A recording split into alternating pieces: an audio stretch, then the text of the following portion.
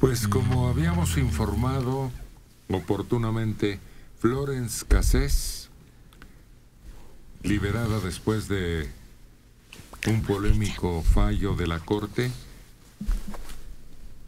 demanda a Felipe Calderón por daño moral. La demanda se presentó el viernes de la semana pasada por escenificación de su detención en diciembre de 2005 y le está exigiendo 36 millones de dólares. Bueno, más o menos, ¿no? Porque esto es como marchante es lo último. ¿No me hace una rebajita?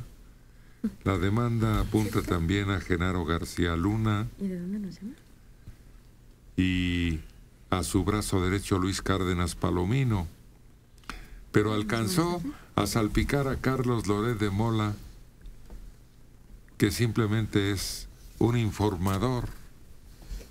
Pero en fin, el presidente Felipe Calderón calificó de absurda la demanda civil por daño moral que interpuso Florence en su contra. Calderón Hinojosa señala que, aun cuando la Suprema Corte de Justicia de la Nación resolvió liberar a la ciudadana francesa, no se pronunció sobre el fondo del asunto, la responsabilidad de Cassés. En todo caso, quien tendrá la preocupación acerca de las consecuencias de demanda de carácter civil sería ella y no yo. El abogado que está patrocinando a esta mujer no dice... está de acuerdo con eso, obviamente. ¿Cómo? No está de acuerdo con eso y ve una muy buena oportunidad de sacarles algo. La mataron en vida, dice. ¿Y entonces cómo demanda, pues? El que la defiende. Pero ¿cómo dice que la mataron? Si ahí está. Que le quitaron años de libertad, que quedó como muerta. Acuérdate que incluso la sentencia determinaba más años de los que después consideraron mejor. Una especial. Sí, que ahí hubo también. Ahí hubo también una serie de irregularidades, porque paralelamente al juicio de Cassés se hace el juicio a los secuestradores del muchacho Wallace y a los responsables del secuestro y muerte del muchacho Wallace les dan 24 años de prisión y a Cassés le dan 60. 63 creo que le dieron. Se la bajaron, le habían dado más, pero se la bajaron a 60. Parecía consigna de Felipe Calderón por refundir a la mujer, sobre todo porque la demanda de la mayor parte del público era que la juzgaran y la condenaran por lo horroroso que resulta para la sociedad mexicana el secuestro. Claro, en base a eso se dependía que le dieron tantos años. No podemos dejar que vengan franceses y hagan lo que les dé la gana en nuestro país. Pero el que se está riendo es Vicente Fox. Porque él era el presidente cuando sucedió esto. Y ni lo voltean a ver. Sí. Pablo Reina está dentro de la demanda y le costó su chamba en Televisa. Se volvió de ser el reportero estrella de Televisa. ¿Cómo dicen? El apestado de Televisa. Pues yo iba a utilizar otra palabra, ostracismo, otra cosa, pero lo mandaron a un rincón. Ahí está ahora en Uno Noticias, creo. Bueno, pero él cayó en una trampa. En realidad, él no es culpable. Entonces... Y a la empresa que lo maneja le interesaba el revuelo de la información. Entonces sí, por ahí va la cosa. El montaje fue lo más grave de este caso. Ese es el elemento. Y el secretario de Seguridad Pública fue el que colaboró, el que convenció al presidente de que esto convenía hacerlo. Ahí está la clave también. Que lo llamen de Miami. Sí, cómo no.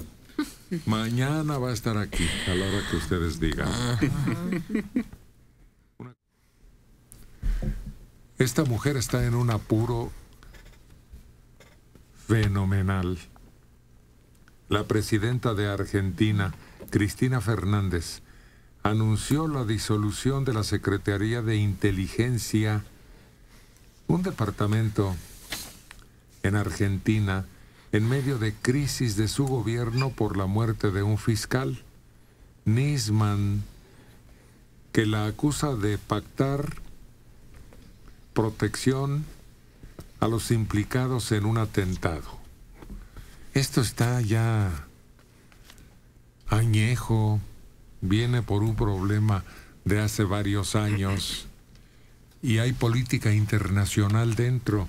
Pero lo más curioso es que cuando un hombre intenta enfrentarla con acusaciones ante los medios de comunicación principalmente y tribunales, amanece suicidado o ejecutado. Sí, parecía uno de esos casos célebres de Cuarto Cerrado, los asesinatos de Cuarto Cerrado, que son tan celebrados entre los novelistas, pero no se descubre una entrada que hay al cuarto que pudo haber sido usada. Un pasadizo. El vecino, ¿verdad? Sí. Porque había 2 pisos, 2 departamentos por piso. Y había una conexión. Sí. Aparentemente.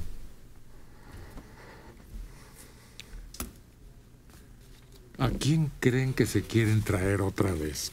Claro que esto ya se había manejado anteriormente, pero en realidad no se puso mucho entusiasmo, porque cuando Porfirio Díaz fue derrocado, le echaron todas las culpas a él y quedó como uno de los villanos de la historia. Y por muchos años duró eso. Entonces murió en el exilio y ahí está sepultado. Pero los restos deben ser repatriados de Montparnasse, el cementerio parisino donde se encuentran, según algunos historiadores. Sería bueno por razones de reconciliación histórica. Pero en este momento, con el gobierno de Peña Nieto, acallaría un poco las polémicas. Y tal vez, sin embargo, la izquierda lo atacaría si permitiera su regreso.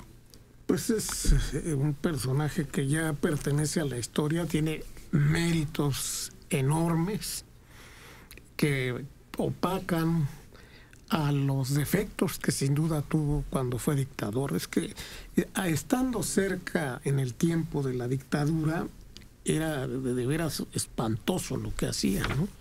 Las matanzas que ordenaba, el sistema horrible ese de esclavitud. De castigos.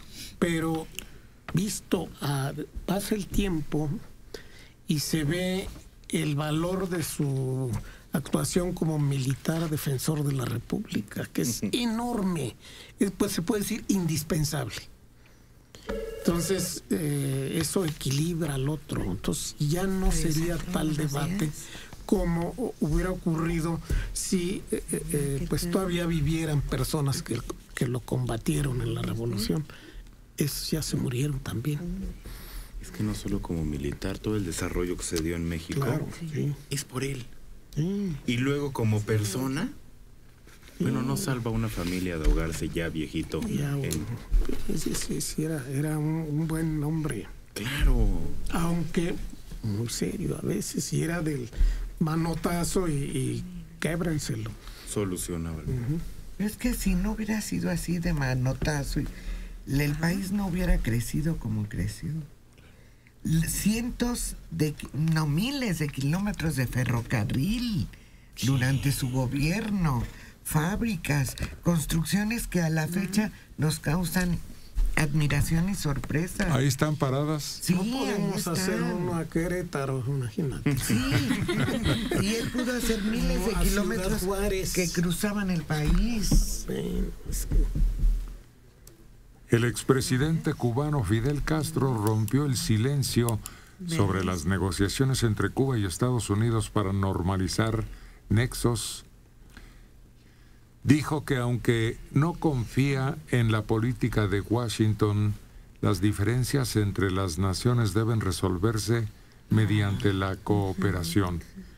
No confío en la política de Estados Unidos, ni he intercambiado una palabra con ellos. Pero esto no significa un rechazo y a una solución pacífica de los conflictos. El famoso come si te vas abrió por fin la boca hablando de esto que parece inminente y que ya no puede detener pues ni cualquier otro político que llegue a la presidencia de Estados Unidos. Ni el Congreso de Estados Unidos, que se opone en su mayoría por ser republicanos. Pero no pueden hacerlo, no pueden evitarlo. Los republicanos, creo que parte de su formación es decir no. Y ahí hay mucho cubano. Sí.